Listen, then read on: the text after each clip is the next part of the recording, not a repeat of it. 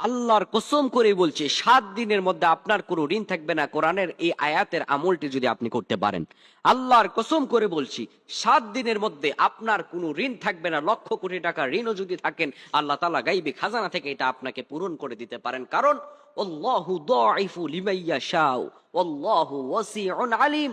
আল্লাহ রাব্বুল আলামিন হচ্ছেন সেই প্রাচুর্যের অধিকারী, যে রব এই পৃথিবীর সব সম্পত্তিরও মালিক। সুবহানাল্লাহ বলেন। প্রিয় বন্ধুগণ, আমি আজকে আপনাদেরকে একটি আয়াত এবং রাসূল সাল্লাল্লাহু আলাইহি ওয়াসাল্লামের 2টি শিখানো দোয়া আপনাদেরকে শিক্ষা দিব।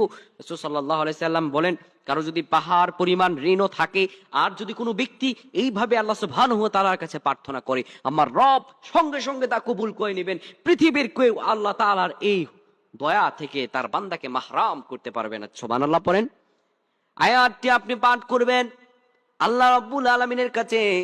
এই আয়াতটি আপনি 7 দিন একটানা পাঠ করবেন। আপনি পড়বেন ওয়াতারযুকু মান তাশাউ বিগাইরি হিসাব। আল্লাহ তাআলাকে যে আপনি বলছেন রব্বুল আলামিন, আল্লাহ আপনি তো প্রাচুর্যের অধিকারী, আপনি যাকে ইচ্ছা তাকে নিয়ামত দান করেন।